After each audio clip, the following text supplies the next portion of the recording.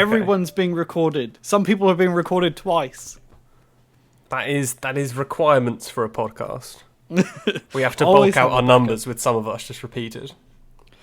We're going to have 2 Alexes. You're welcome. Double the Alex. That means double the intro, Alex, because you are the one doing the intro I today. am. You know what that means? It's time for a hello, power users. Welcome. God, I hate it so much. Welcome to the MSPoweruser Gamescast. We have... Do you know what episode we're on? Oh, probably like 10. I feel like we're on 9 or 8. It's 10 now. We're skipping whichever one we're not on. Okay. So welcome to episode 10. This will go out whenever episode 10 does. In non-chronological order if it has to. I'm not recording a 9 if this isn't 9. No, the next one's going to be 9. It's fine.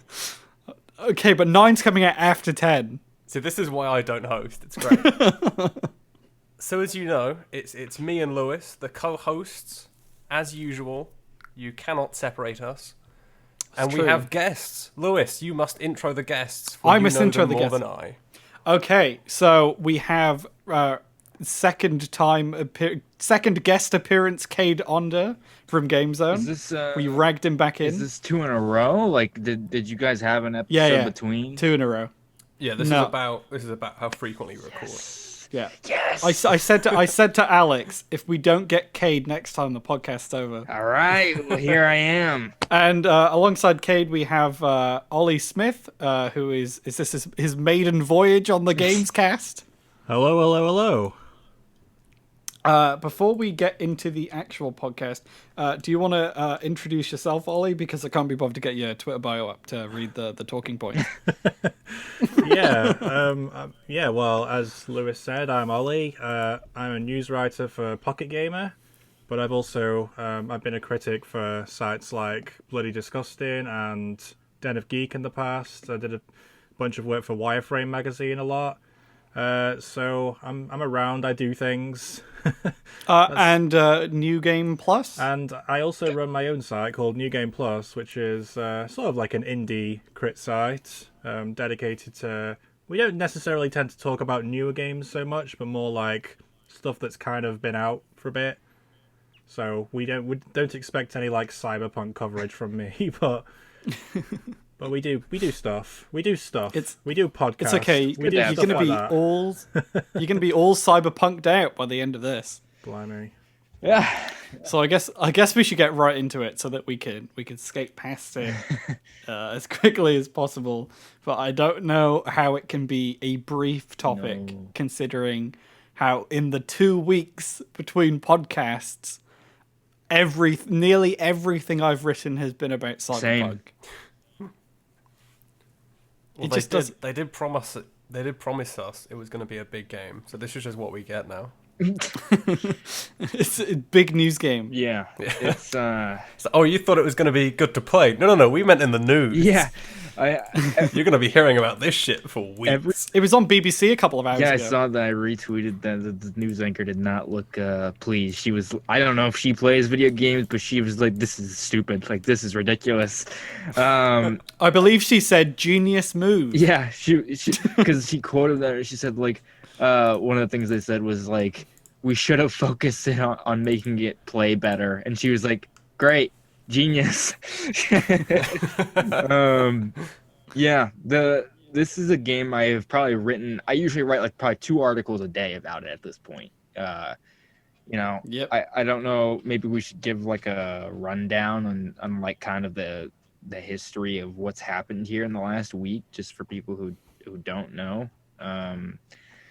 Yeah. So, well, we haven't reviewed Cyberpunk on MSPoweruser, and we're probably not going to.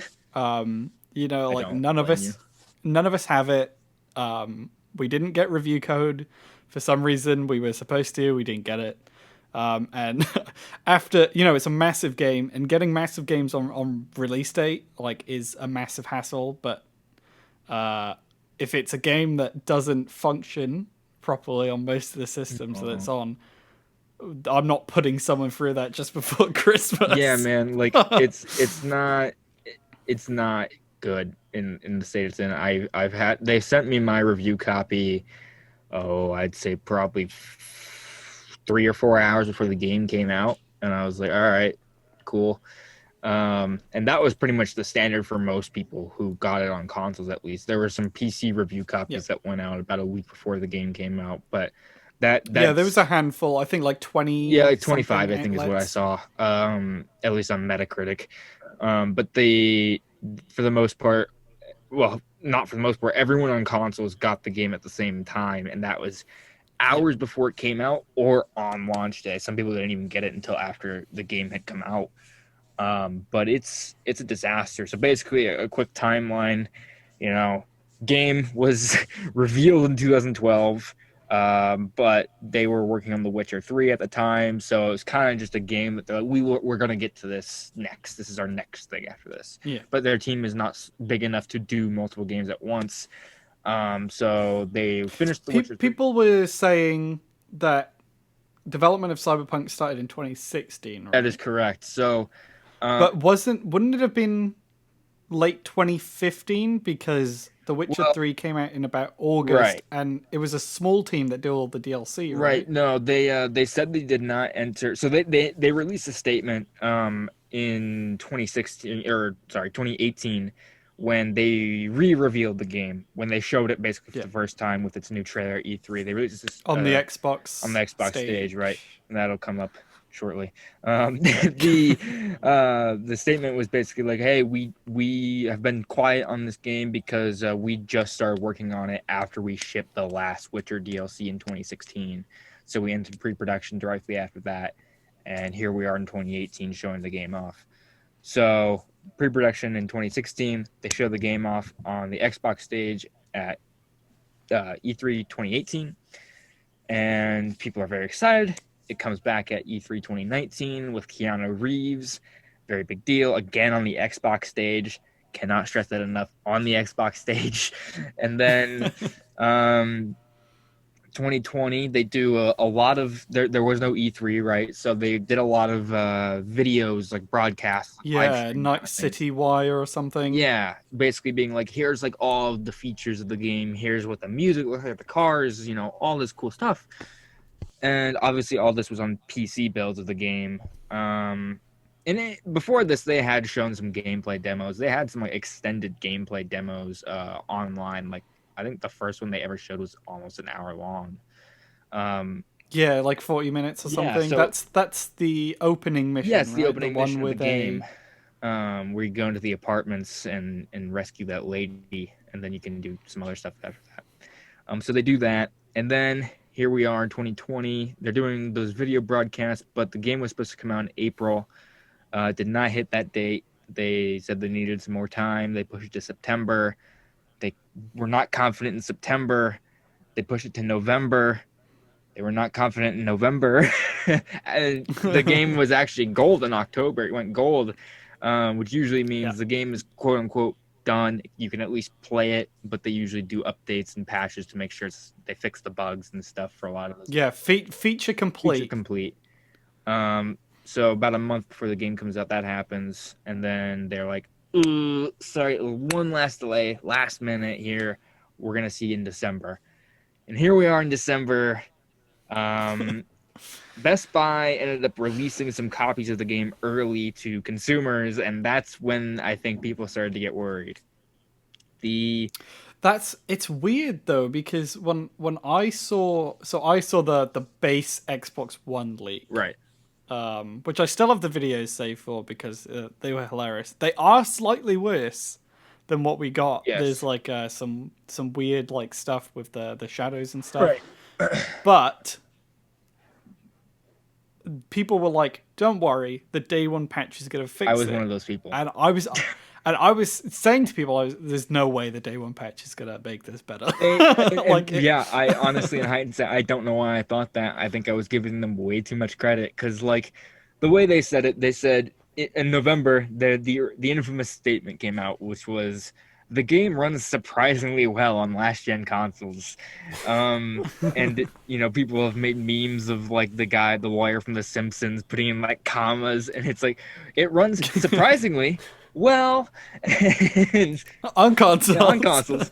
And there's stuff like that, and then so we saw these early videos coming out, and everyone's like, okay, but they've promised a big day one patch, because since the game went gold, obviously the discs don't have the updated version of the game. The reason it was delayed was because that version of the game was not ready. So the update is to fix it from looking like that. Apparently not. So the game releases, and it's a travesty. It gets a lot of high scores on PC, where it was exclusively reviewed, and then the console versions were held until the day of release, and everyone knows why now, because I mean, we don't know for sure, obviously it's really speculatory, but it's pretty obvious they were hiding the game on consoles.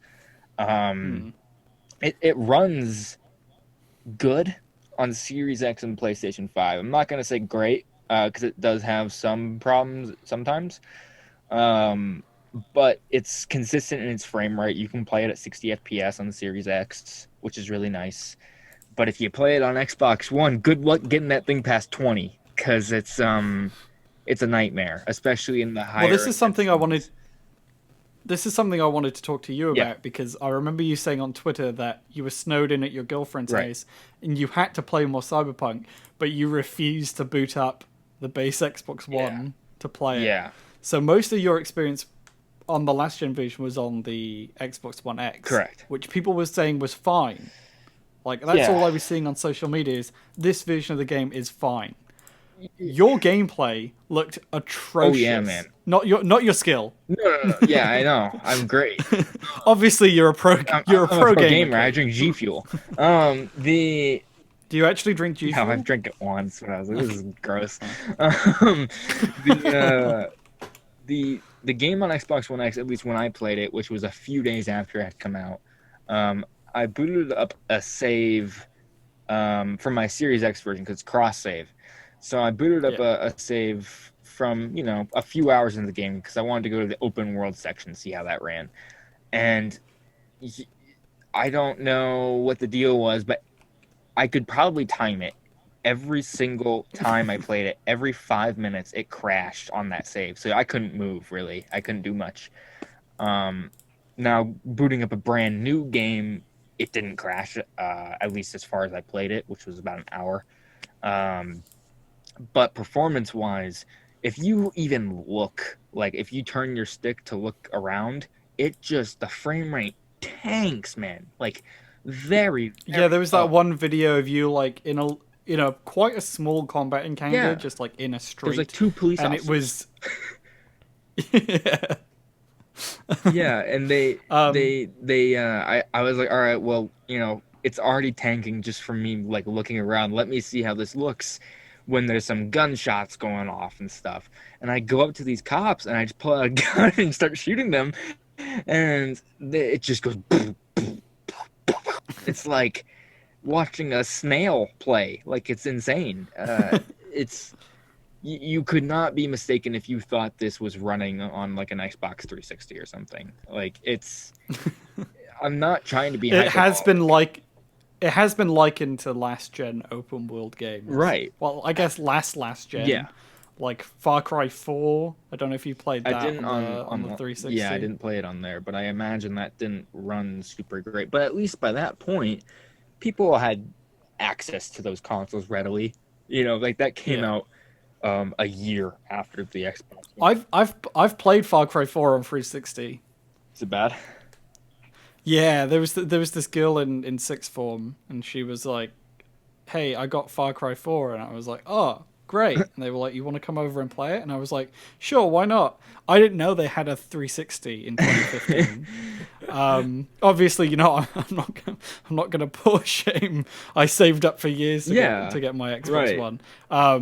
But I was like, I think we were both at i6-7 back then. Okay. Yeah. So I was like, I forgot that Far Cry 4 had come out on the 360. It was like one of those weird games where it was like, oh, it's on the 360. Right. And it was abysmal. It was, I can imagine. I can't believe they released it. And people keep bringing up that argument of, well, what did you expect? It's on, 8-year-old hardware. And I'm like, Okay, but this is a different case. The next gen version is not out. Like it's a backward compatible version on the Xbox Series X and PS5. And that creates issues because the game was marketed as an Xbox One game for the longest time because games play best on Xbox One. Exactly. Ollie and I talked about this earlier. That and the also the marketing was like it plays great on Xbox Series X too. Like that was part of their marketing. Like it was all these different things of. Guess they didn't lie about that part. It does, okay. Yeah. But the fact of the matter is they not demoed it. They never showed gameplay on the Xbox stage, which I can see why now. They marketed it as an Xbox game very clearly. They never really marketed it as a PC game. The expectation would always be it'll run best on PC, but they didn't market it that way. Yeah, that's the thing, right? Over the past few years, we've seen like a couple of statements being like, yeah, this is a PC RPG. Mm-hmm. But every time they've shown this to a mass market, because they know that the mass market of gamers are console gamers, that they've shown this game as a console game for your Xbox One and your PS4, and it was supposed to be this swan song of the generation. It was supposed to cap it all off, right? Like that was the idea, and then usher in the new era with the new console version. And they even went as far to go out of their way to make a limited edition Xbox One X with Cyberpunk branding on it. Like a piece of gaming history. Yeah. Like the story behind that console is amazing. It's the last limited edition Xbox One releases months before the game, along with all the controllers, like branded controllers, branded headsets, and like other branded accessories for your Xbox. Yeah, and the game doesn't work. Yeah, and you know, continuing the timeline of events here. So the game comes out on a Wednesday, the day before the Game Awards. I think it was actually the day of the Game Awards, and then the following days are just frustration from everyone. CD Projekt RED is not really saying anything, and then on Monday they issue an apology, and they say, "We're sorry, we knew, we're very aware, and we just did it anyways." And they're like, "We should have paid more attention to the Xbox One and PlayStation 4 versions. We're sorry. We're going to encourage you to refund the game if you are disappointed." And everyone's like, "Okay, well, I'm gonna go do that because you guys are telling me to." And then Sony goes, "No, what the fuck? Wait, what? What the fuck is going on?" Yeah, so then a horde of fucking screenshots with chat supports from Microsoft and Sony come through, and it's just, "Nope, we can't do it. Sorry." And everyone's like, "What? Who are we supposed to like go to? Who do we talk to? Who do we complain to?" And then CD Projekt RED has an earnings call, or not an earnings, it's like more of a investors Q&A following all of this. It was a shareholders meeting. Yeah, kind of like an I don't know if you've played Yakuza. If anyone's played Yakuza 7, there's a little mini game in that where your shareholders yell at you. That's great. And you have to try and appease them. That's great. So it's just like that. Yeah, but Polish. They hold this kind of emergency shareholder meeting because their stocks are tanking. Apparently, they've lost over like $1 billion or something crazy. More now. It tanked even more today. It's insane. Like so much money is just gone. But these shares, they just prove how fake like company money is. Yeah, this money doesn't exist. Like that money, there's no way like they had a vault of $1 billion and then just all the shareholders were like, "We gotta get in the vault! Get in the vault! Sell! Look at the Dow!" Exactly. So they hold this meeting and they're kind of answering questions from investors, trying to save face as much as they possibly can. And they're like, "So what's the deal with this refund thing?" And they're like, "Oh, we never meant like we're actually have like a special arrangement with these companies to offer refunds. Like, we just mean you can take advantage of those policies in place. And if you look at those policies, you can't do anything, especially Sony. Sony's policy is if you've downloaded the game, if you've started a download on the game, you can't refund it. Sony have a thing as well. Like if you buy something with a credit or debit card that bounces, they will ban your account instantly, and they will not give you an option to like pay it with a different card. Because I have an old PS Plus account. Is it PlayStation Online? Whatever the fuck they're called. Account that my little brother used my old credit card to try and buy £50 worth of things on my Vita. That was an old card, so it didn't work. And Sony was like, "Say bye to your 10-year-old account with all your stuff." Yeah. What the fuck? I didn't know that.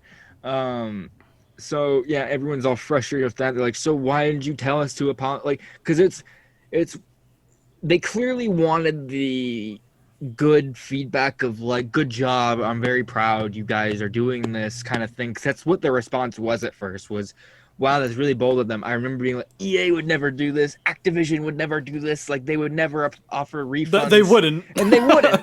They wouldn't. They're not wrong. They wouldn't. But at the same time, they didn't do what they said they were doing at first. Like, they were not giving you refunds. They just kind of lied to your face to make themselves look good. I guess hoping maybe no one would go and do it. And then, since the backlash today, Microsoft and Sony are offering refunds. Sony pulled the game off the PlayStation Store. You cannot buy the game anymore. And subsequently, if you try to record or capture anything in Cyberpunk and share it online, you can't do it anymore. There's no way to share your recordings to Twitter, presumably because that's linked to the store page or something. So you can't do that now. So no sharing bugs from your PlayStation 4 or PlayStation 5. I mean, they marketed it as a primarily Xbox game, and maybe this was just their long con. And, they knew that Sony were going to be like, we have to take this down. They're just like, somebody did say that Xbox now has an exclusivity deal they didn't pay for, which isn't technically true. They have put thousands and thousands of dollars of money into this game for their marketing thing. Like they pay for marketing. And I presume that's largely why they are not delisting the game off Xbox. One, because it has Xbox branding on it, and two, because of those bundles I mentioned earlier, which I'm pretty sure include a voucher for Cyberpunk 2077. Yeah, there's Christmas bundles, right? Yeah, for the One X. You know, if you have an Xbox One X Cyberpunk bundle that you bought for your kid, and they open it up, and the one game you got them with it doesn't work because doesn't exist anymore. Like, it's a whole mess. Like, and also go ahead. The CEO of No More Robots, which is an indie publishing label, we had him on for an interview. His name's Mike Rose, and he was talking about all of the store policies between Nintendo and Sony and Xbox. Everyone go listen to that interview or read the article version. It's not U3 right now. You're here, but he tweeted about how there might be like a big misunderstanding of why Cyberpunk was removed from the PlayStation 4, and that's because CD Projekt telling people to seek refunds from Sony goes against PlayStation's policies. Oh, shit. So it's like when Epic decided, hey, how about we just introduce our own way of buying microtransactions in Fortnite on iOS, which purposefully goes against the terms of service. And then they were like, oh, what? Apple banned us? So monopolizing. Yeah. Honestly, I was on their side, but like at the start, but Tim Sweeney needs to shut his fucking mouth. I agree. Yeah, that's crazy. I've never heard that before, but that makes sense. I mean, I believe the game will definitely come back. That's probably not like a permanent thing. I'm sure that's just like, look, we know you just need the game, like to not. We can't be dealing with this, so like we'll put it back. Yeah, and unlike Epic and Apple, Sony hasn't refuted their access to the PlayStation Store. Like The Witcher 3 is still on It seems to be mostly like a understanding between the two of like, you fucked up, we'll help you out for the most part in terms of we're not going to make the situation messier for you by allowing more people to get the game. I think that's probably a good idea.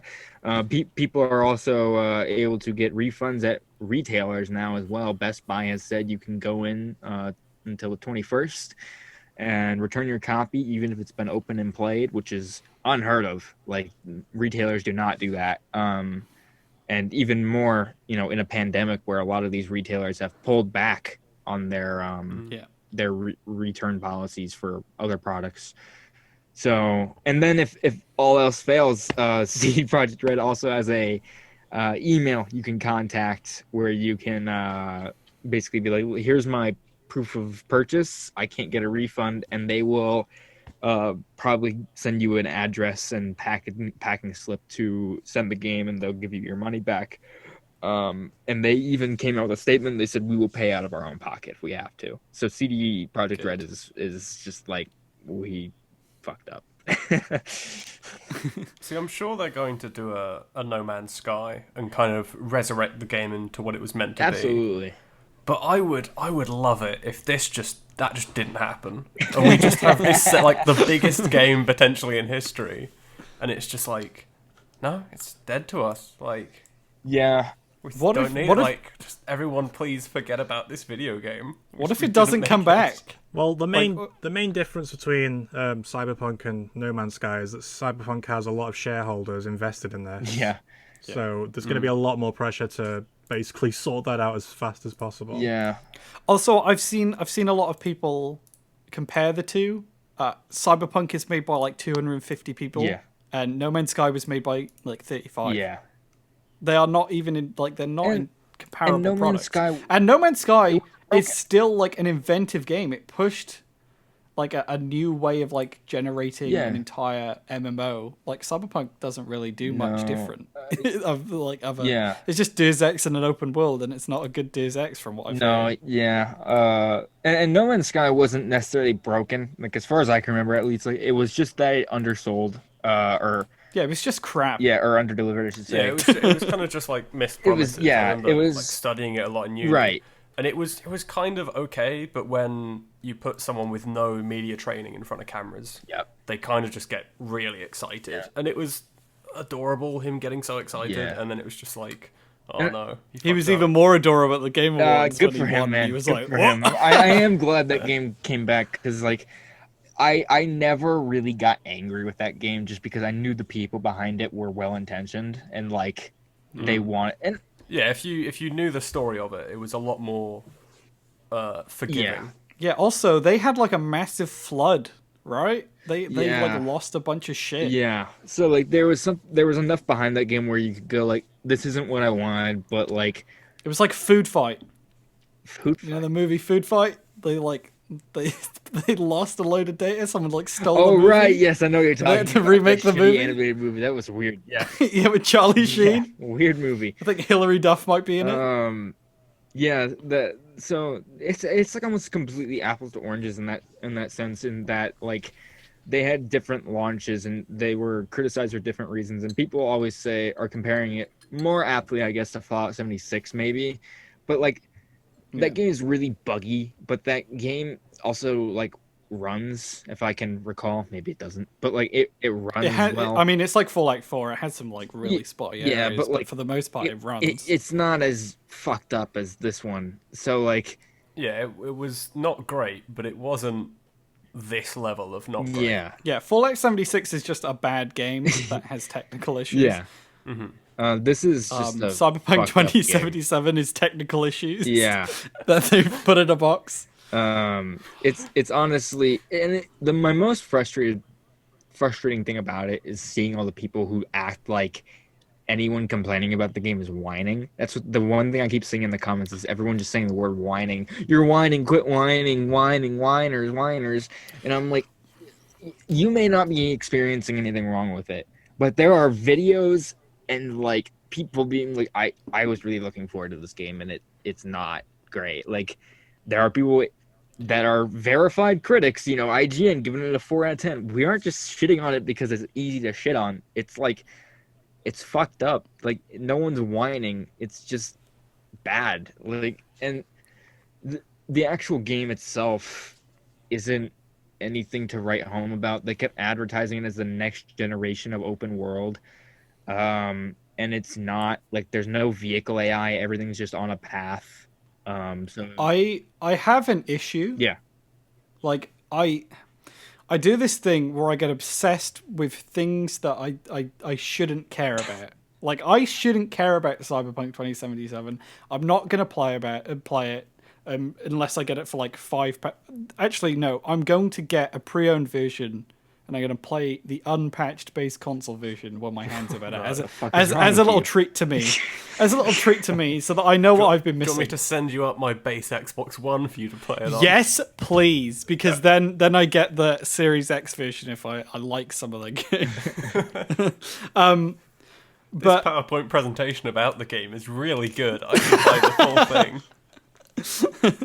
They do have like it does have like transition things in the menu, so it is like a Microsoft PowerPoint. But I have been on the Cyberpunk subreddit every day. Oh boy! Since the game's I've been on it. I've been watching every video. I've been reading all of the things about people like getting so upset. I read that post about that guy who was like crying because he took a week off work just to play Cyberpunk. I was like, yikes. The guy who broke up with his girlfriend to play the game. I'm sure that's not real, but the guy who broke up with his girlfriend or said he did. Oh my god, funniest thing I've ever heard in my life. It's like, I don't have anything now. Like, yeah. But like, I'm a person who doesn't really like The Witcher 3.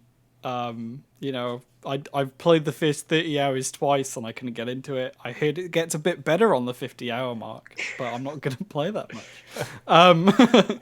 So I wasn't really excited for Cyberpunk, and a lot of the stuff around Cyberpunk is, you know, there's a lot of stuff I don't agree with CD Projekt RED. I'm not happy that the game is a massive disaster. No, I don't. But yeah. I have gotten a lot of entertainment out of it. Yeah, it's been seeing a massive. I was expecting the opposite massive disaster. Well, I was entirely expecting it to be a CD Projekt RED level polished game. Of you expected from The Witcher 3. Yeah. But it was just like kind of pants gameplay wise. Yeah. And it was like, oh, the world's good, but the rest of it's kind of shit. Sure. And then it's completely 180'd, where the game is so unfinished and broken that any shred of gameplay is like, oh, it's beautiful. Well, I have seen clips of like people going to certain parts of the world that are just unfinished. Really? Yeah, there's like a beach at some point in the game, and like the buildings are untextured on the back, and you can walk there. Cool. There's an entire island that you can get to that's just got a bunch of ground textures on it. Huh. They should, when they finally fix the game, they should redo it so that island is just entirely missing textures, like the error codes from Gmod, like old Gary's mod. Yeah, there's like the error island. The trains in the game aren't on the rails properly. They're on top of the rails, not underneath the rails, but they're supposed to be underneath the rails. There's like gaps in buildings for them to go through the buildings, but the train just goes through the building, like through the actual building instead of through the gap in the building, because the trains are attached to the wrong point. There's so much weird shit like that in the game where you're like, what the like fuck the traffic happened? thing. Yeah, like I was saying. So the cars don't have AI. So, you know, like GTA, they go places, they'll get out of their car, they'll go into stores, they'll, you know, do what they're supposed to do. They'll stop at stoplights and stuff. And in this game, they're all on a path. I don't think I've ever seen anyone get out of their car or anything like that. It's just... I think I seen a clip. They will get out of the car if you, like, throw a grenade. Okay. But they will all get out of the car at the exact same time. Okay, great. Like, it's just like a snap animation. They open their door, they're out of the car. They start running away. Yeah, so... They go through states. Like, normally, like, in like GTA and stuff... Yeah. Characters obviously have the AI have different states that are triggered in different ways. Like you pull out a weapon and they'll go into a state and they'll have a reaction. But it seems like in Cyberpunk, the city AI don't have in betweens. No, they will snap to a state. Yeah, exactly. And the funny thing is, I remember if you have a gun out, it warns you. Like a pop-up comes up and it be like, "Hey, you're doing something illegal right now. You should put your gun away, otherwise the cops will come after you." And no one seems to care. I'm like, so can that like be represented in terms of how the world reacts to me? Because it's like, if I'm doing something illegal, that means someone has to call the police on me for the cops to come after me. But no one cares enough to do that. So I guess, and oh my God, don't even get me started on the police. It's so bad. So, Alex, have you seen the police? I've seen very little footage of Cyberpunk, but I have seen one video of a guy on a roof who went up there to test it, and he was just like pissing about. I think he got his gun out and shot a few times, and then police officers started like spawning behind him and raining from the sky. It's just like, oh no. They spawn, and the cops. So obviously, as I was mentioning with vehicle AI, there is none.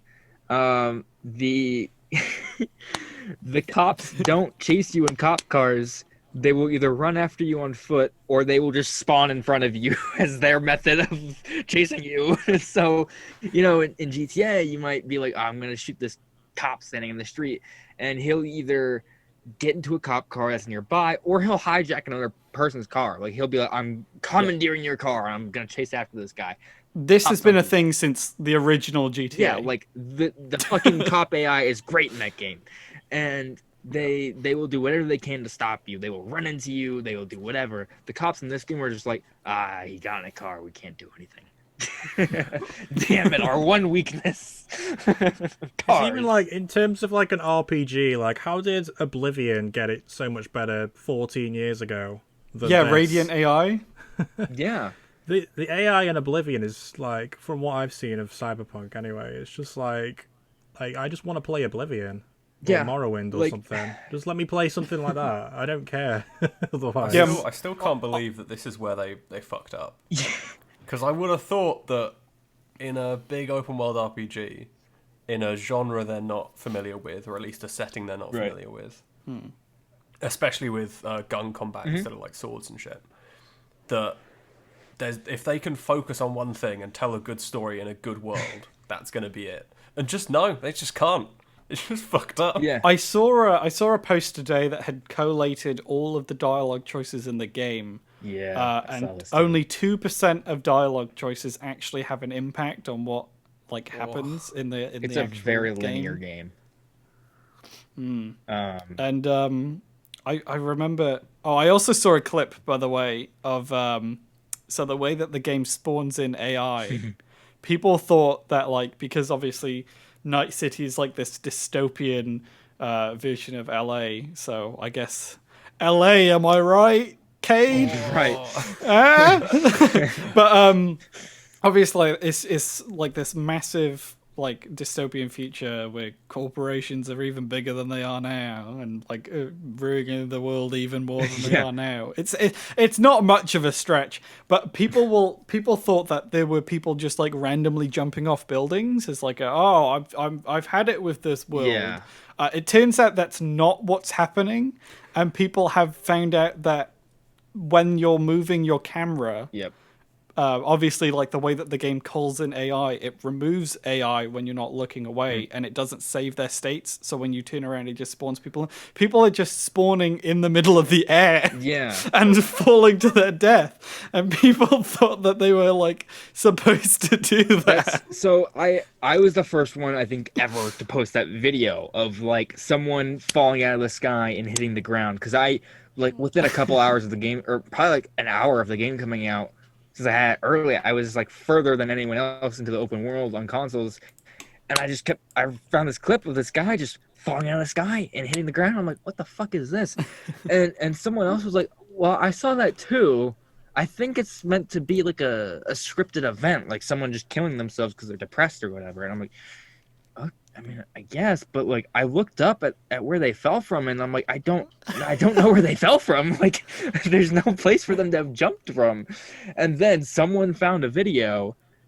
Someone sent me this same video of they saw that same event. They turned around because they heard someone screaming and hitting the ground, and then I loaded my save back up and went to that exact same spot, and I turned around and I looked up, and the guy just spawned. He didn't just spawned in thin air and just started falling, and I'm like, that is very weird. Like, yeah, there's also a thing like if you're on an edge where people like are sitting, and if you like stand in one of their spots and like turn around and like look back, they'll spawn just off the building and they'll just fall. yeah, there's some very weird Ollie, things. do you remember in Morrowind, like right at the start of the game, there's that wizard that falls from the sky? Yeah. There's like a lore reason. He's like testing some People kept potion. attributing Fucks it up. this as a reference to that, and I'm like, it's not. It's just a bug. The game itself just like isn't like that interesting, like you were mentioning. Like, it's just a linear game. Like, it's not an RPG in the sense that you have much choice over anything. Like, it's very. Well, I did a little cheeky tweet where I think it was like the last preview phase, so that was like a month ago, I think. And someone from CD Projekt had compiled some reviews, and it was like, Cyberpunk 2077 is an RPG. And I was like, that was the quote. And he was like, a real RPG. And I was like, I liked it because I thought it was a joke. Like that this RPG is an RPG. Yeah, surprisingly. I was like, what? And I was like, then I realized it was from someone at CD Projekt. And I was like, oh my fucking God. And I don't know if you've noticed, they took RPG out of the description of Cyberpunk. Oh, great! Between the delay and now, great. That's fucking. It's now like great. an open world action adventure game. Wow! I'll get it up. That's Cyberpunk. It's also been curious that you mentioned. Yeah, an open world action adventure story. That's what it's described great. as. Oh no! It's interesting that you mentioned the previews too, because I got to go to an E3 demo last year, and the game looked great. Yeah. It looked really great, and I was very excited for it. And see, I saw that same demo as well. Yeah. They showed that demo at EGX over here. Yeah, we talked about this last time. I thought it looked awful. Okay. and I went with a friend. I snuck a friend in with me. They had like this weird ticket thing, and they were just next to me, so they thought they had one. And we went in, and I think Holly Bennett was there to present it, and they were talking about it, and we were in the front row looking up, and we walked out and we were like, that looked crap. And a lot of the issues there that I wrote about, I was like, the AI is really wonky. Mm-hmm. It's like walking into walls. They're like running away when they should be fighting. Like, again, like that state thing where they're like, the guy's gone. Run around. Oh, I've spotted him. And a lot of those issues are still there. So it looks like they never fixed those. Yeah. People just walking into walls. There's a lot of stuff like that where characters will... I saw a video the other day, too, of someone was in combat with a guy. They were shooting at... The guy just gives up. He just gives up and goes and stares at a window. And I'm like, great. And there's a lot of stuff like that, like where, and another thing is, the stealth is completely broken in the game. Like, stealth is just basically a non-option at times, where I'll walk up behind someone or try to, and they will just be like, what? And they'll turn around and shoot me in the face. And I'm like, I didn't do anything to alert you. Like, there's zero way you could have known I was there. It's just a way for the game to break. And it reminds me of Alekine's gun. Oh my God! Yeah, that's. Have you played that, Ollie? No. It's like a crap World War II. It's like a Hitman ripoff. Yeah, it's like Blood Money, but in World War II. And it came out like 4 years ago. Yeah, it's an interesting little game for sure. There's just so much wrong with this game, in that I don't know how they at any point thought this was acceptable to release. And as far as I understand, Bloomberg, Jason Schreier wrote a report today of basically an internal meeting between staff and developers and executives, being like, what'd you do? Why did you do this to us?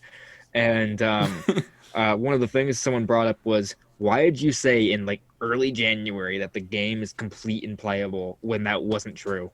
Like, apparently the game has not been ready for even that long. Like, No, devs said that they needed more time. Yeah, like this is just a milestone that they had to hit. I imagine it's because they were like, this is the peak of the current gen. Like, we want all of these console sales. Right. Like 41% of sales were on console for pre-orders. There's 160 million consoles out there, and if they went next gen only, they would have lost all of that. Yeah, absolutely. It's only about money, and I do get that they are a business, but like when you look at it now in grand scheme of things, where a lot of people are probably going to end up refunding the game, not probably 20% of those sales or anything like that, but a good amount of people will still probably refund it, and they'll tell their friends, and the word will spread, as it already has. Because I've had a lot of people ask me who don't follow these things and like, hey kid, I heard a Cyberpunk game, should I get it? I'm like, please don't, because you have an Xbox One from 2013. That shit will not fly. And they're like, oh, okay, good. And the game is doing more damage to itself releasing now than it would have delaying it and just releasing it on next gen, or just being like, hey, look, we'll release it now on PC or whatever, but we need more time with these console versions. Between that Sony delisting the game earlier, I've seen relatives on Facebook that aren't really into games. They play like 1 or 2 games a year, and they were like, thank God I haven't bought this yet. Like that, they were just waiting. They were waiting until after Christmas. Like my nephew, he was talking about how he wanted it like after Christmas. He was going to get it during the Boxing Day sales. Probably would have saved like a $5 maybe. And he was like, I'm not getting this anymore. Yeah. Things are. And he normally just plays FIFA and stuff, so it's it's getting big. Things are bad when my girlfriend, who does not play video games at all, like does not know anything about them, is the one that's breaking the news about the game being delisted from PlayStation to me, a person who writes about video games. She found out about that before I did. And so my girlfriend as well, Natalia, who's just started like doing some work at MSPoweruser with me to help me out. She was at 3 a.m. She wrote the entire story. I had a massive headache this morning, so I was like, I am staying in bed until these fucking painkillers kick in. And I woke her up. I made her breakfast, and she was like, "Did you see what I sent you?" I was like, "Huh?" And I was like, "No, I haven't checked Twitter." And she was like, "Oh, Sony took down Cyberpunk." I was like, "What do you mean?" When my girlfriend sent me that, I'm like, this can't be right. Like, you might just be like misunderstanding it, and then I looked into it. I'm like, oh my god, like this is real. Like, But Ollie, how long have you been in the games industry? I'm guessing like around 5 years, right? It will be 4 years in last October. This October just gone, so yeah, about 4 years. Like, I think Cade and I we've been in I think you joined before me, right? Like a year before I joined. August 2014 was when I started at ICXM, but I had like a couple months experience in like 2013 in another website.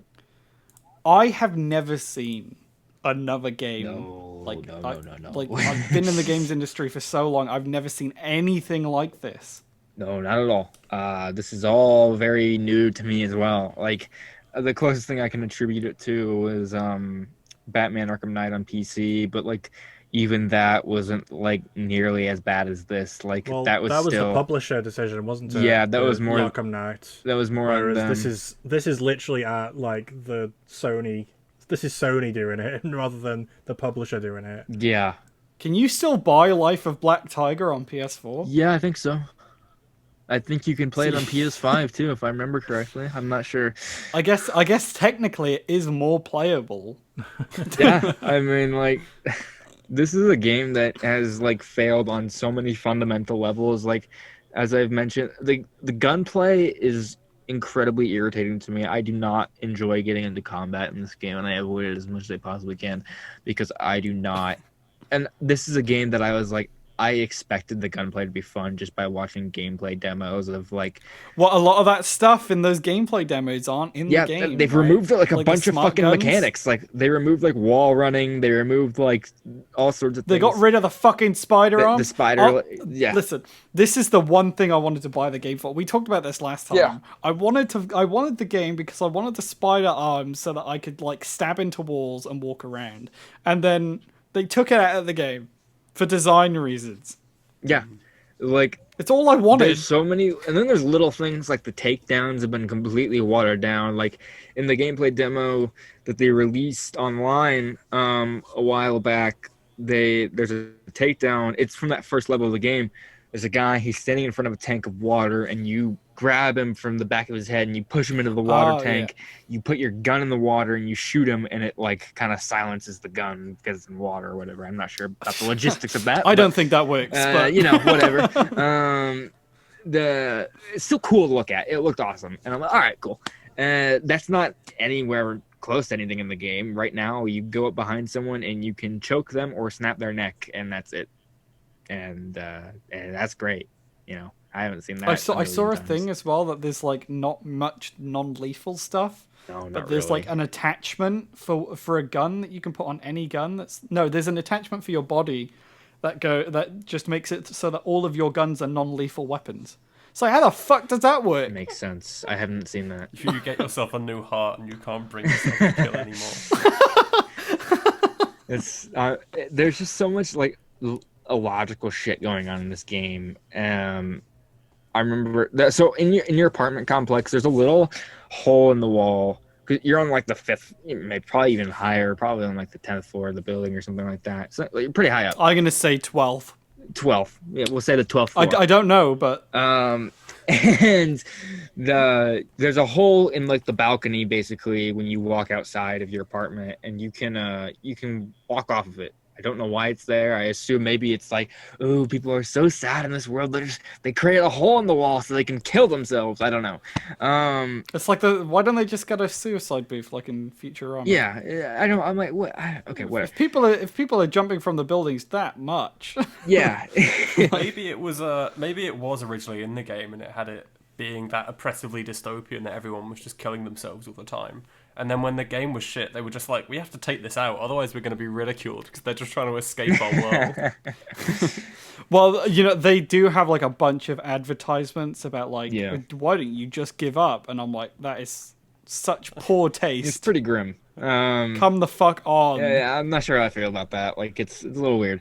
But there's the hole in the wall, you can walk off of it if you want to. Yes. And I did it by mistake, and I did the thing. You can do it in other games too, but like you'll walk off. But if you're close enough to like another ledge at the bottom of it, you'll kind of land on that, and you'll be perfectly fine. And so I was like, oh, okay, well I'm stuck here. I can't go onto these other ledges for whatever reason. There's invisible walls, so I'll just kind of parkour my way down, and I did, and I'm about maybe 10 meters off the ground at this point. Very survivable for my character, and so I jump. And he hits the ground, he just dies. And the actual gaps between those ledges were bigger. And I'm pretty sure the reason it killed me was because whenever you go up or down a building, you have to take an elevator. And it takes a while for the elevator to go. It's loading the world, I'm pretty sure. So it kills you because you didn't take the elevator because it didn't load the world. So it just fucking kills you. It makes no sense.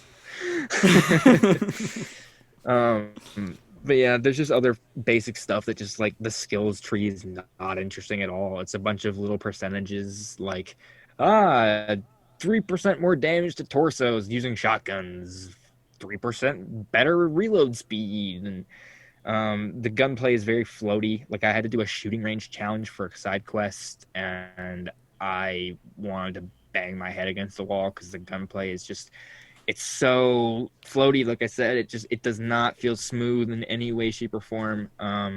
Talking about banging, I heard you can barely fuck in the game. What do you mean? Like there was a big like thing about like you can just meet people in Night City and take them back to your apartment. There are prostitutes. You can, like, Never mind then. Yeah, so I mean, I I heard people complaining on the subreddit that there's not enough fucking. Well, that is Reddit, yeah, so they're upset. Well, I think there's not that much fucking in most of their lives, so I guess maybe they wanted to. They're trying to explore make it up in for it. the video game. There are prostitutes. There's a male and a female prostitute pretty much right next to each other, so it's like gay or straight. Are you gay or straight? Do they share a business? They might. Or are they rivals? They might. I don't know. It's a good question. But you can walk up to them and you can just have sex with them over and over and over again for like 5 minutes. Like I literally just, it's $100, which isn't that much in this game. So I just kept paying them every time it ended. It spawns you right next to them again. I'm just like, more. Just to see how much I can do it. And it never stops you. You can have. Apparently, V has a lot of stamina. So much. And another thing, the first. How doesn't he just fall asleep afterwards? I don't know. Well, he does sometimes, and then you wake up and the person's gone. Oh, that's adorable. Yeah. Oh. So the first like actual like character like that and isn't just paid to fuck you, I got a text message and she's kind of like, that's all too real. I don't want to say she's like an antagonist, but she's not someone who's very friendly to you off the bat. Like you go to her, you meet her, and she puts a gun to your head and stuff and like almost tries to kill you. Now that's hot. Yeah. And that's what we play for. She's not a very nice person, and you don't have any chemistry with her. Like it's more of like a I don't like you kind of thing. And it's gonna end in a hate fucking. I guess. But then you go and do this mission and you see her and she's like, yeah, you're whatever. And then you go, and I completely forgot about this character for hours. You do the whole prologue, and this happens like early on in the game, and then you go probably into like the second act, maybe closer to the third act of the game, and she sends you a text message and she's like, hey, something, I don't know what she says, I don't remember. And then your character has an option of saying like, shame, I wanted to see you. And I'm like, where the fuck is this coming from? Like we've only met once, and like we didn't have much conversation here. Like there was no sexual tension here. And then she's like, meet me at the motel and don't come alone. And I'm like, what? Is she gonna like give me a job? And she gave me a job. She gave me a job because you walk in. But you weren't married yet. Yeah, you're right. It wasn't married. This is a not very Christian game. It does not uphold morals or standards. And as soon as you walk into the hotel door, she just fucking throws you on the bed, and you guys like scissor. And I'm like, I'm a guy. Why does it look like I'm scissoring her? Like, it doesn't make any sense. But and then she leaves and is like, I made a mistake, and she won't talk to you again. I'm like, what? Cade, I think someone needs to get you the Kama Sutra for Christmas. The what? The Kama Sutra. What is that? Maybe you should Google it. Yeah. But not safe for podcasts. While we're speaking of like sexuality and cyberpunk and everything, isn't like the game's like representation of trans individuals also kind of dodgy as well? I've heard it's very spotty. I haven't played it. Obviously, I haven't really seen much about this. But I know that the marketing for the game, in particular for that sort of topic, was a little sketchy. Yeah, it's not something I've seen like a lot of in game. Like I'm not someone who's looking for it just because it's not something I'm knowledgeable about in the first place. So like I don't know too much about it. But like just from my experience of seeing characters, like I haven't really seen anything that's like overly like bigotry, like, you know, kind of like transphobic or anything like that. There was one thing I saw for like a TV program, because there's a TV in the game that you can watch, like GTA, and it has commercials and stuff on it. And I think there was like a commercial for a show that featured like a transgender character, and it definitely seemed a little tasteless. But again, that's one of those things that's like, is this the world that is that way? You know, is it like, oh, look how shitty things are in the future, or is it just CD Projekt RED being, you know, a little tasteless. It's just like it's like the fetishization in like that main advert. Yeah. Feels a bit weird when it's in a future where you can be whoever, whatever. Like you can swap out. You could give yourself a fucking like RoboCop wherever you want on your body. Really, it doesn't really matter as long as someone knows how to do it. And it seems that they're kind of prudish while also being No, you're like right. incredibly. They're like the only thing that they seem to get about sexuality is that they chuck a couple hundred dildos. Oh, there's so many dildos in this game, dude. There's so many dildos. They're releasing an update to remove the large number of dildos. I was so weirded out. I saw someone on Twitter. I can't wait to see that patch though. Removed dildo. I saw someone on Twitter talking about how the sexuality in Cyberpunk. They should have got people who have one had sex and two been in an actual sex shop instead of people who have looked at the window of a sex shop and laughed. Yeah, because that isn't exactly how it feels. Because the very first, so I played. There's a 3 life paths which do nothing besides the first hour of the game. That's the only thing that changes. Yeah, there's dildo, butt plug, and vibrator. Yeah, yeah. Which one do you wake up with shoved in your ass? The one If you're lucky, all 3. one I picked was Nomad, which kind of places you outside of the city. There's these badlands that you can go to, and your first objective is to find a radio tower and connect to something. And so you literally go probably less than a couple hundred meters to this radio tower, and you have to climb up it. The radio tower is a massive dildo.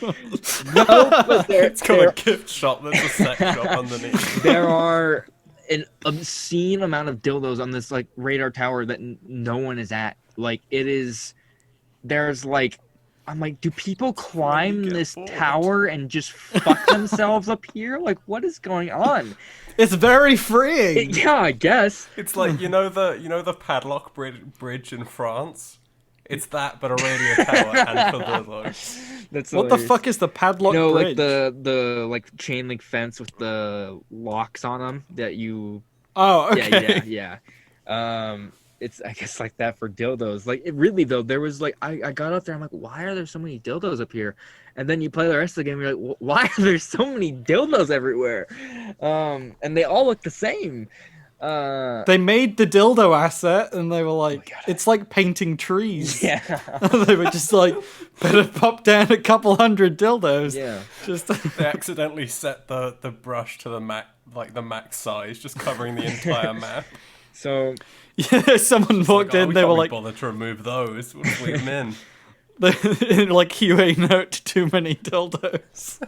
Yeah. I mean, like that's really just been my experience at Cyberpunk, man. It's just like a game that is so riddled with issues from basically just the fundamentals of the game. You know, like it's not. Some people are like, "Oh, it'll be great when it's fixed." I'm like, look, maybe more people will like it than I do, but I'm like, the game is not as freeing as they made it out to be, or as even just for standard RPG standards. Like it's not. It's a linear game. Like it is very linear. Yes, there's an open world, but like in terms of an RPG with branching paths and stuff, as far as I understand, a lot of those paths, like the endings are really the only big variations, and that is determined by stuff that you do at the very end of the game and not throughout the game. Yeah, it's like Deus Ex Human Revolution from what I've heard. Yeah. There's just a button. Yeah, it's like that, Who but at wants least to that talk? game is good. Who wants to talk about things that aren't Cyberpunk? I'm down.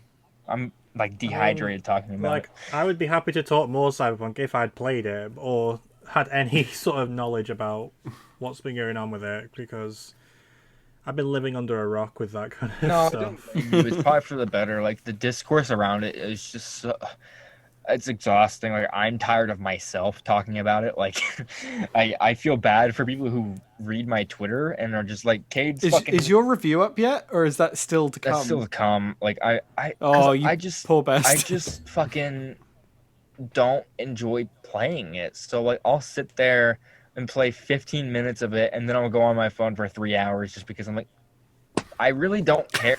You just detox from all the dildos. Honestly, from what I've heard of Cade playing it, this reminds me of my time with Ghost Recon Breakpoint. Oh God. Where I was like, I was so angry at how bad that game was, both in optimization and the way that its gunplay was bad in weird ways, and its RPG mechanics didn't make any sense.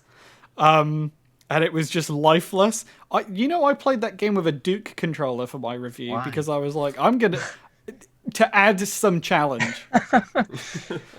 I was like, my hands can barely fit around this thing.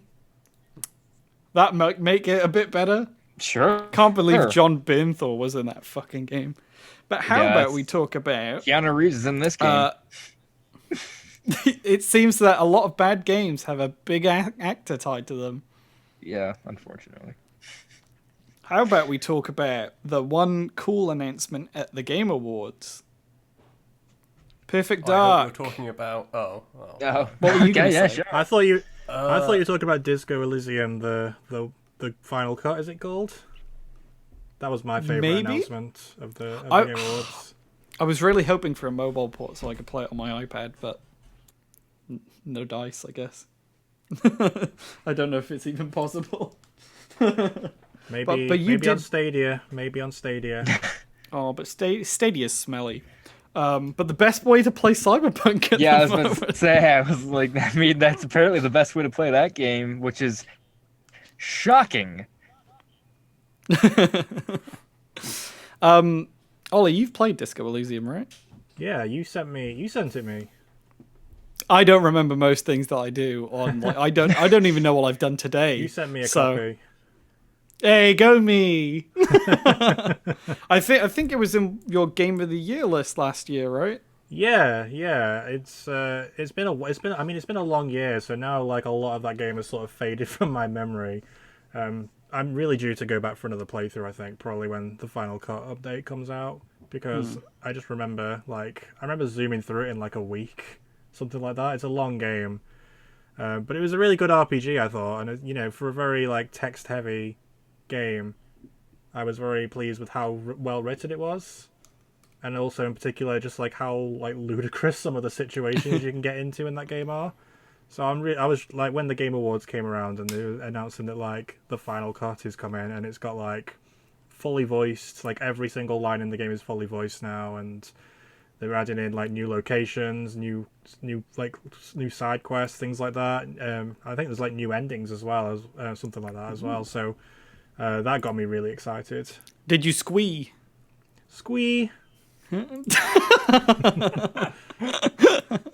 I think I played that game when it was like it had a different name. I think it was like No Rest for the Furies, and I think I played it at like a convention, probably EGX. It was at EGX a couple of times, I think. I played it when it was Disco Elysium, but yeah. I don't think like much changed from when I played it. I think when I saw people play the final version, the intro was this like nearly the exact same. So I think they just just takes so long to make a game like that. My favorite thing about the intro to that game is that like it turns like collecting your pants as like as like an actual dice roll that you have to do. I think is it like your tie is like hanging from a fan or something on the ceiling. Yeah, and you got to have like dexterity to get it. And I think I walked around for the first portion of the game like without like a shirt on or something, and I just thought, oh, this is the game, and it turns out like you actually can get it from the beginning. It's just that you have to have a successful dice roll to get it. It's did just stuff like that that just makes that game so good. Did everyone here watch the Game Awards? Yeah. Oh god, no. Not live. I've seen one Hydrobot. I've seen enough. So you didn't see the Perfect Dark announcement? No. The only one I care about is Road 96 because it looks neat. Was that there? What one was that? It's a small indie game, and it's about a road trip, and I like that kind of shit. Oh, fair enough. The procedurally generated road tripping game where, like, yeah, that game looks fucking cool. It looks like a nice story time, and I don't know, it just looks cool. Like, this is the kind of game I'm into, just like the kind of a bit experimental, a bit very indie. Yeah. It just looks like something I want to settle down with. Like, I just want to sit and play it for however long it takes. It looks fucking cool. It looks relaxing, but at the same time, it does look like it has those moments of action. Like you see a part very quickly, like where you're in the middle of like a gas station robbery or something, you know, and I don't know if you're a part of it or if you're on the receiving end of that or what's going on, but like either, you know, maybe there's two sides of that where you can end up on either side, considering it sounds like again, they said it's procedurally generated, so it sounds like really anything can happen. And then I imagine it's procedurally generated amongst a cast of characters, obviously. Yeah. So it might be that you start a story and then it's like, okay, your run is just this story and that's how it's being generated. Yeah. Or it might be that on the generation you'll meet however many of these people that could lead you in a different way. And it's just like kind of how much is unknown about it. It just keeps me interested. Same. The choices in it, I'm hoping are going to be a bit more meaningful than just like a complete choose your own way through the story. But I don't know, I like this. So what was this called again? Road 96. Is that the new Fulbright game, or am I thinking of a different one? You are thinking of a different one, I think. Let me check. That'll teach me to chug an entire Pepsi Max cherry before a podcast. The new Fulbright one is called Open Roads. Oh, so similar title. Also announced at the game. That's where I was getting my wires crossed. But yeah, this game. Maybe it's just the year for road Maybe, because I remember they had. We've been stuck inside all year, so like next year it's just going to be games about being able to go outside again. When I get my vaccine, I'm gonna go feed the geese so much. Untitled Goose Game 2 coming 2021. Yeah, but it's just an FMV game of me feeding the geese. I mean, you could go feed geese. Like, you don't have to be around people. You could go feed geese. No, my local park, there's always fucking people there when I'm trying to feed the geese. And they always feed the fucking geese bread as well. Are you not supposed I buy to do that? Seeds. No. Yeah, it's meant to be seed. I don't know if you've heard of like angel wing, but geese who like grow up with bread, they get like deformed wings and then they die. Yeah. And people don't like geese. I've always loved geese. They're birds but big. And they waddle. The quote for the podcast: "Birds but big." Birds but big. Love me some geese. Feed them all the time. I even I literally have a big old fucking cup full of seeds, and they eat it out of my cup, and I'm like, they get so close to me, and I'm like, oh my god, I'm so happy. That's my I feel life. like I've heard a lot of geese then, because growing up, my mom would take me to the park and we feed them bread. Oh, I shouldn't feed them bread. You can get a big old sack of seeds on Amazon, like 3 kilos. I'll keep that in mind. I haven't fed a $5. goose in probably 15 years, but well, aren't the geese in America like big bastard they're geese? fucking scary. They're Canadian geese, right? I don't know what they are, but you're not supposed to go near them because they're they fucking flap their wings at you. They're angry at all the bread. They just want some damn seed. They're fucking so mad. Give me the seed. Jesus. What is this gluten? Get it out. But you want to talk about Perfect Dark, right? I did want to talk about Perfect Dark. I wanted to talk about Xbox's new studio, The Initiative, announcing that Perfect Dark game that was a terribly kept rumor as another CGI fucking trailer for Xbox. Yeah. I mean, I'm glad kind they of just fucking fed said up. it, though. This is what we're doing. They were probably like, a CGI trailer wasn't ready in August. Well, there were rumors that Forza Horizon 5 was going to get announced at the Game Awards because apparently that's coming out next year. The Cyberpunk reveal for Forza. They had the Cyberpunk car in Forza. They did. Yay. I wonder if they're offering refunds on that. I've heard that car actually kind of fucking rules in that game, so good for them. Well, the Warthog from Halo is really fucking good in Forza Horizon 4 as well. Yeah, having played a lot of Forza Horizon, it tends to be that the kind of promotional cars are ridiculously busted, especially in like online games. Well, that's good. Boo. Balance your game. Yeah, what do you all feel about Perfect Dark coming back? I've never played the original two. There was two, right? There was definitely one. Yeah, was obviously. How do you feel about this game that never existed coming back? Wasn't there two on like the N64, and then there was one on like Perfect Dark Zero was on like Xbox 360. That's what I'm thinking. Perfect Dark came out on the Nintendo 64, and there was a Game Boy Color version as well. Okay. I've never played that. And then they remastered it on the original Xbox. Not the original, the Xbox 360. It's a really good version of the game, and it's backwards compatible. That's the one I played. Yeah. Gotcha. And they also released Perfect Dark Zero. Gotcha. Which I own a limited edition of. Go me. Good job. I think I played like 10 minutes of Perfect Dark Zero. I think I had like one match with the bots, and I was just like, this kind of sucks. Yeah, it's pretty shit. But it's back. Are you excited for its return? Yeah. Well, I like Perfect Dark. The initiative seems to be like an all-star studio. Yeah, they don't have Smash Mouth. They're a quadruple A studio. Isn't that what Microsoft keeps calling them?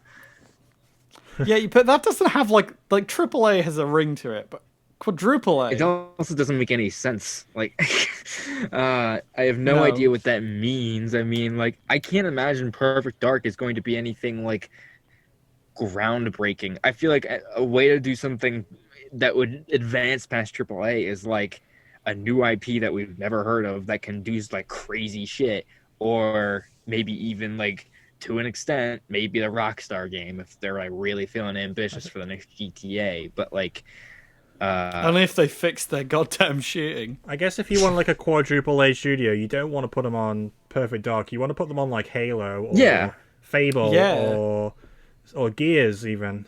Yeah. Just one of the big IPs. Cyberpunk, that game would be good. Yeah. How is the initiative the quadruple A studio and not 343? Yeah. 343 might have the most employees of any game studio. It's massive. Really? They've got like 400 people. Oh, you mean for Xbox? No, because Rockstar obviously they're the biggest, but they got 5 different studios, so I don't think it counts. Sure. But why is this quadruple A? Like, other than it being talented staff. I know there's only one A in the title. I think it's literally just like a marketing gimmick, just to.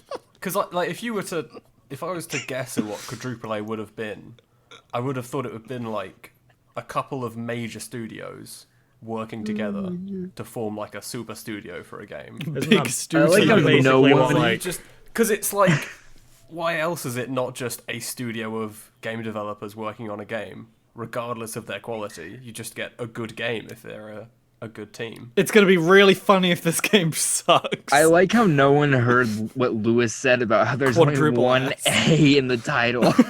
There's only one A in Perfect Dark. And the initiative, so I guess they got 2 A's. Okay, yeah, they're getting there. They're halfway there. Maybe they're counting all the A's of people's names in the studio. Not in Microsoft. It's secretly a double A game, but they've got 2 in the title.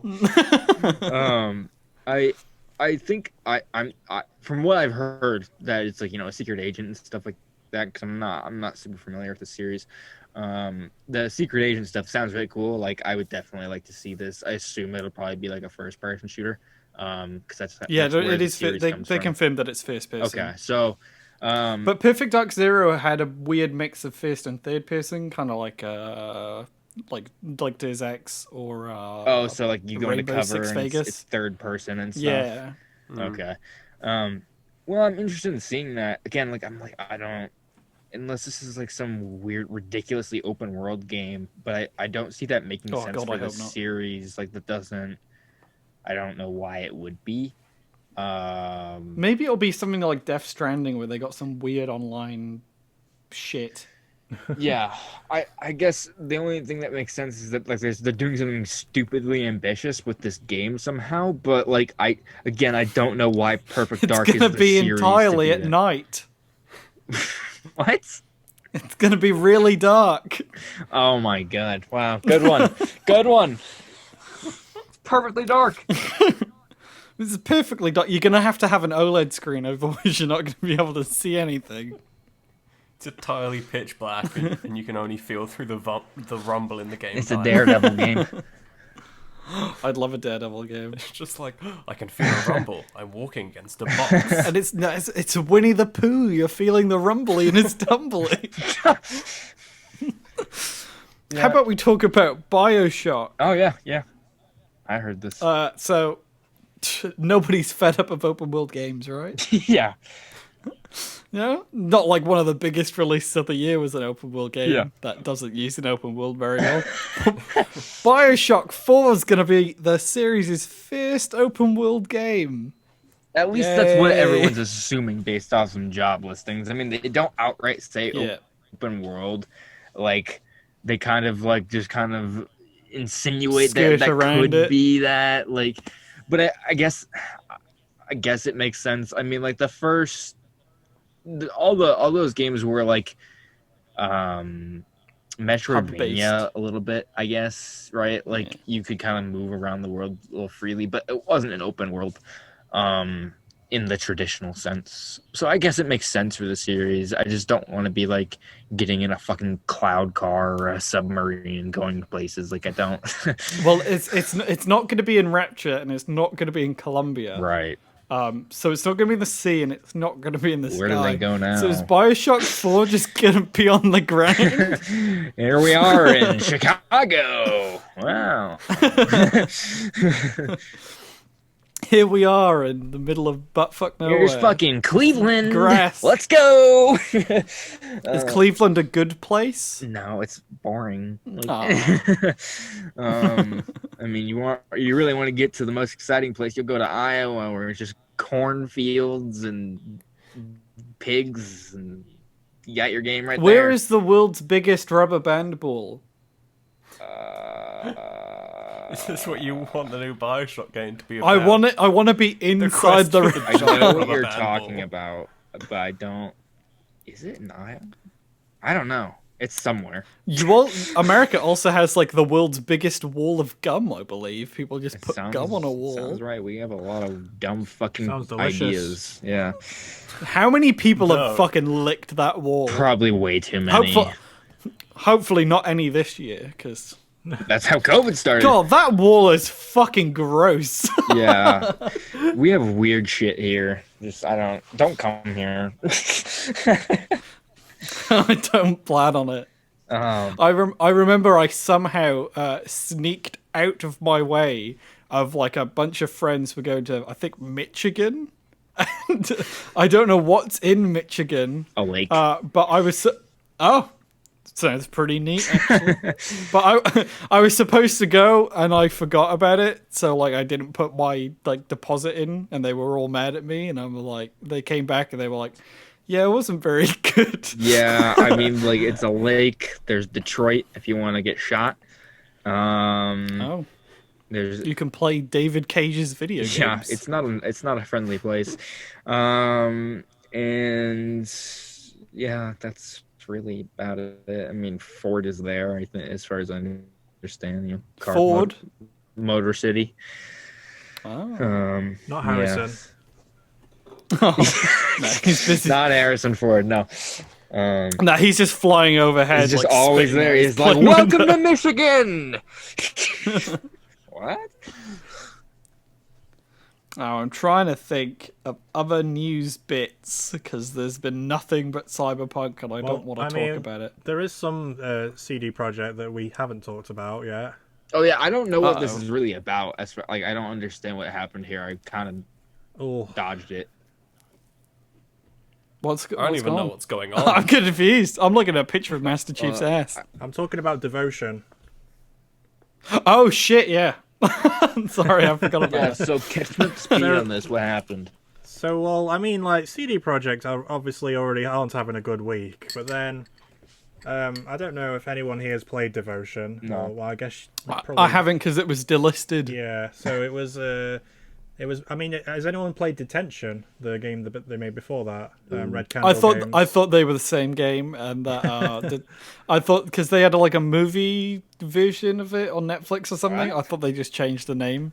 Yeah, they've got like an adaptation. Weird. So to basically just recap what's going on, Red Candle Games are a Taiwanese game developer. They developed Detention, which is like I want to say it's like 3 or 4 years old now, and then they developed like a not necessarily like a sequel, but like a follow-up sort of horror sort of game called Devotion, and that got delisted like a week after release.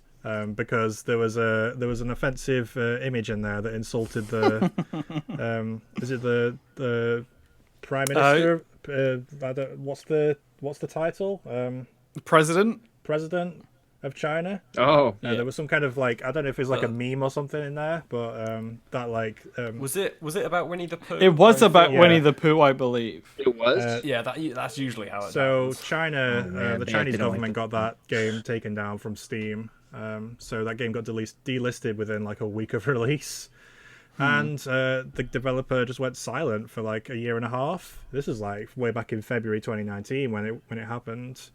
Until like this week, they suddenly came back and they said, "Hey, we're actually releasing this on GOG later this week," and people like got so excited about that, like, "Hey, the game finally coming back! The game that like we haven't been able to play for all this time that has eluded us."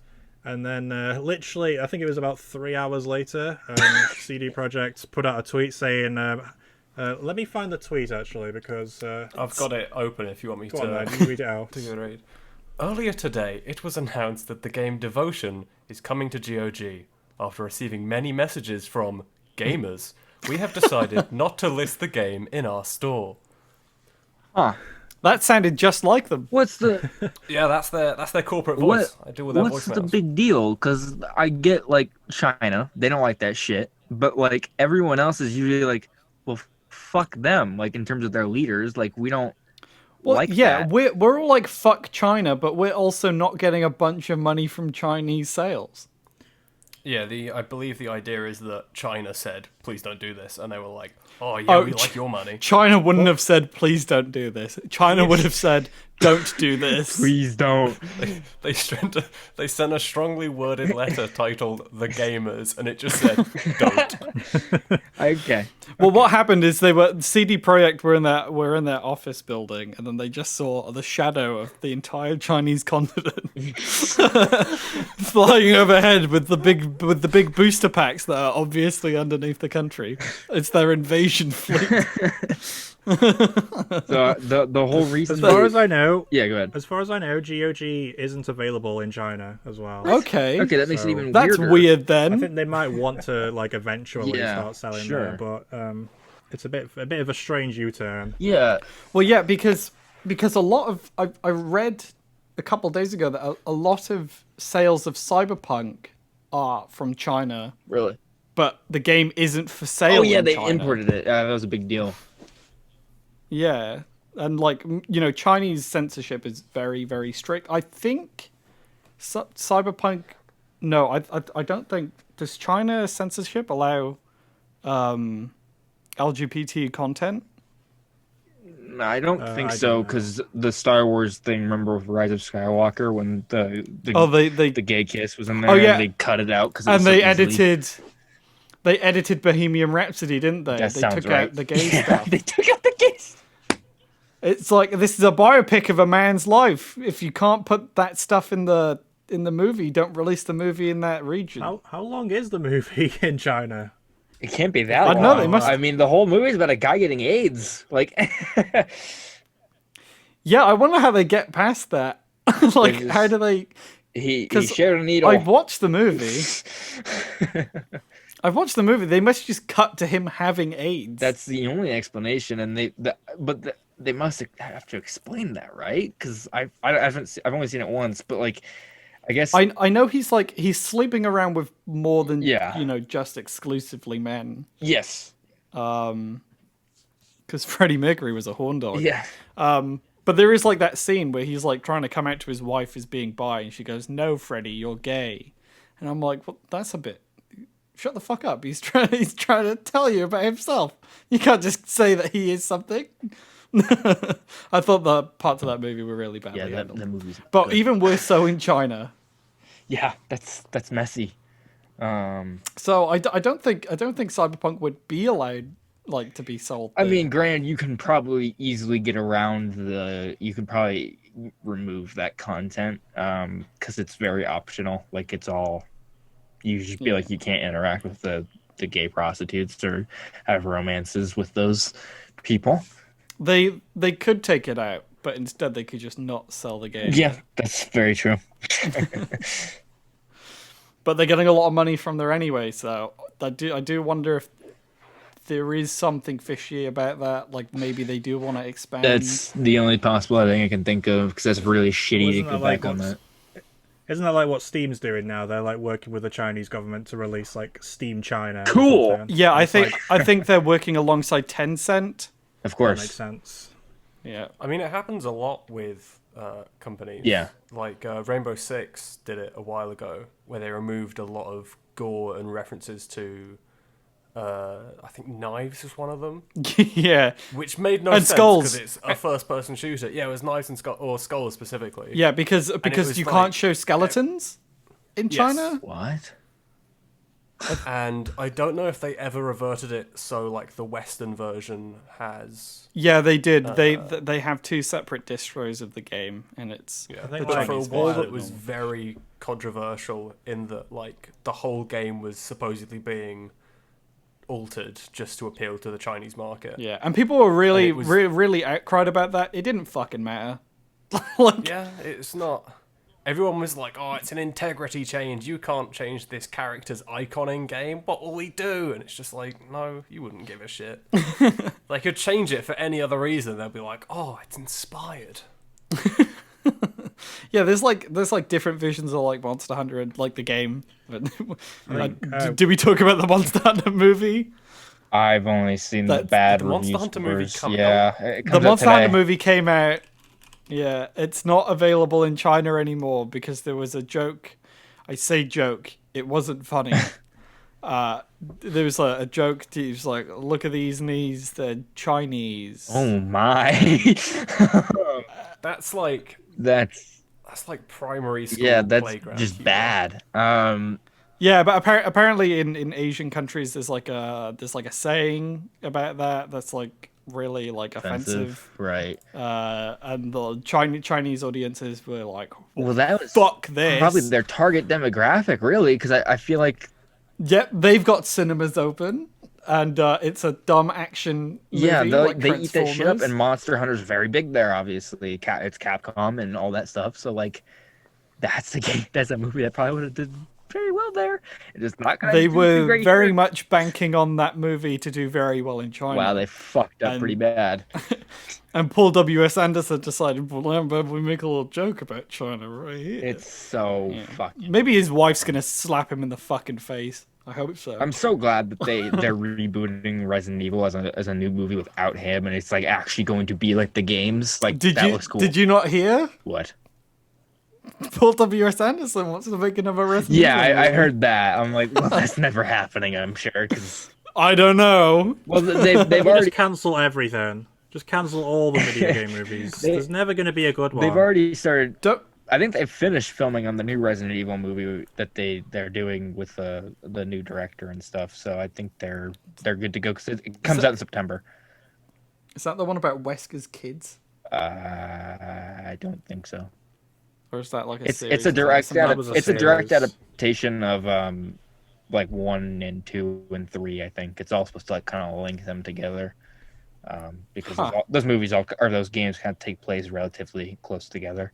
Yeah, they're all taking place. 2 and 3 are taking place at the same Yeah. time. I just don't see the point. Like, No, just I play don't the either. games. Yeah, just play the games games. are better. You don't need to see a film of this. Like, it's like people who like talking about the Last of Us TV show coming out. It's like, just play the Last of Us. That game, the Well, Last of Us. if you don't want especially to is play already it, a just movie. watch it. Yeah, like It's literally, you just watch someone on Twitch play it or something if you really don't want to play it. Like, there's no way that TV show is going to do it any justice because just like a lot of proper like films that are based on games, it's all about, you know, like how you feel while playing it. It's all about the interactivity of the medium. And there's just no way a film's going to be able to touch on that at all. There's so many games out there that they've tried to adapt to film, and it's just never worked because it's just lacking that aspect of it. When it does, I am a massive hypocrite though, because I'm really excited for the Halo show. Me too, actually. But like that's different in a way because play Halo. Just play Halo. I've played Halo. I've read Halo. I don't know if we talked about this on the show, Alex. Did we talk about how I read the book adaptation of the first Halo game? And it's one of the worst books I've ever read. We've spoken about you reading the books, I'm sure. I bought a bunch of Halo books. I was gonna read through them before Infinite came out. Obviously, that got delayed. And also, Brian David Gilbert released a video while I was halfway through the second book about him reading every Halo book. And you should definitely watch that. It's a load of fun. And I sped through the first one, and then I got to the second one, which is like not even a straight adaptation of the game. Fuck me, it took me a month and a half. I couldn't get through it. I read that fucking Alien Resurrection movie book adaptation, which I got for 99p as a joke, as a way to get away from how bad the adaptation of Halo was. So if you look at Halo books, don't buy Halo the Flood unless you... There's a scene in the book where Master Chief is like... It's like after the assault on the control room. So it's like in the snowy area. And there's a part where he fucking runs out of ammo and he walks back for an hour because he remembers seeing a sniper rifle. Yeah, that's good. So he walks there, picks up the sniper rifle and walks back, and it's an hour each way. That's cool. I like that. But the difference with the Halo show is that like it's not an adaptation of the games. It's like an expansion. No, it's like it's before the game. Yeah, so like, I don't mind something like that. If you're not adapting the games directly, I really don't care. Like if you're expanding on the universe, that's cool with me. Like Detective Pikachu. Yeah, I think you cool. can in films and like YouTube content like that. You can sell the feeling of the game or a different story that the game isn't telling. Like I've played a lot of Escape from Tarkov, and they have the Raid series for that game, which is like a YouTube short series, I guess. And it really sells like the feeling the game is going for, and it gives it a bit of lore, which is just like not in the game at the moment. And that kind of like supplemental content works really well because it feels like it's part of the universe, but it's not. Is there a reason not to play the game to watch it, or like they're separate from each other? Yeah. But when it is just like, oh, we're trying to tell the story of the game through a movie format or through a TV show format, you're just going to piss everyone off. That's what The Last of Us is. There's no winning with something like that. Is doing with their HBO show. Like Neil Druckmann is writing it, which is even weirder. He's like, I wrote these first two games, and now I'm going to rewrite them for live action. I'm like, what, dude? Don't you have better things to do? Like, not to be rude to Neil Druckmann, but like, come on. Like, he's gonna make money. I guess, yeah. So he's out there writing the first two games again, for whatever reason. They have said that they're going to like add in like little in between bits or whatever, like kind of flesh it out a little more, which is interesting, I guess. But like at the same time, I'm like, how long is that fucking series going to be? I think they said it's like 12 episodes, which I mean makes sense at least for the first game. The first game's like 10 hours long, maybe 12. So they can make that work, you know, and then you cut down the gameplay and stuff, you know. That story. Well, I mean, you got to cut down all the picking up fucking ladders and boards. Yeah, really. So I mean, like they can definitely make the show, streamline it and stuff. But at the same time, I'm like, I don't really care. Like, I mean, I like those games, but at the same time, I'm like, am I interested in revisiting it without Joel, played by Troy Baker? You know, like that's my Joel. He looks the way he does and he sounds the way he does and he gives a performance in a way that interests me. I don't really care to see someone else go through all that shit again. Have they cast Joel and Ellie? No. Okay. They probably will this year because it's supposed to come out in season 22.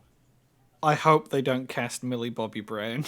Oh God, that's like the only young actress that people have been talking about for Millie Bobby Brown. That'd be terrible.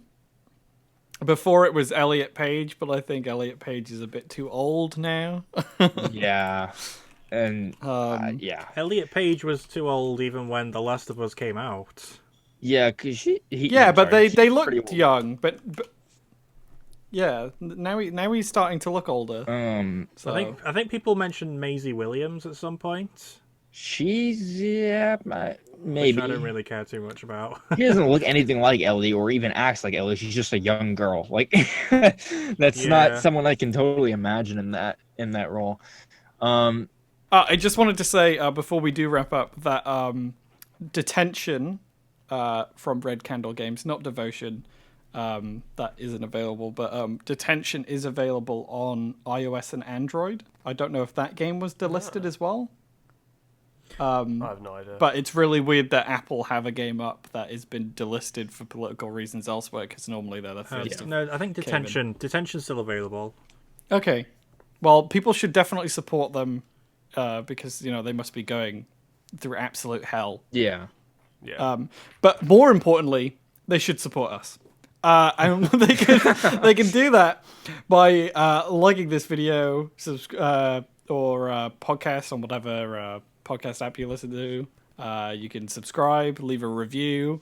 You can follow us on Twitter at MSPoweruser. And now, Ollie, can you tell people where to find you? So you can find me on tweeting opinions on Twitter at How dare you? I know, tweeting hot takes. You can also find, I'd love it if you could read New Game Plus, the site I run, which is www.newgameplus.co.uk. That's about it. Cade, where can people find you?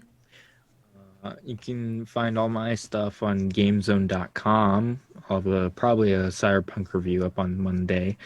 At this point, I'm probably just gonna be like, look, if I don't even fucking finish the game, I don't care. Like, I'll say that I didn't finish it in the review, but like, I have enough to write my review right now. I'm really just waiting on finishing the game.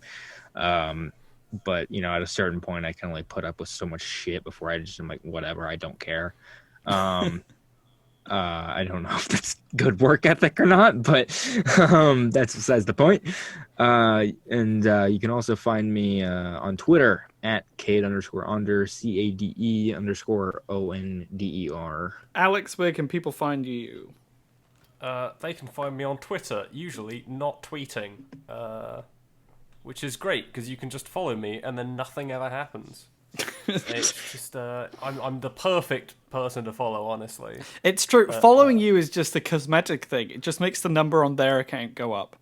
I know, it's great. And you can do it at Control Alex, CTRLALX, which is me basically everywhere. So just follow that. Yeah, follow him all the way to his house. No, stop it. Fight him. Thank you very much for listening, and goodbye.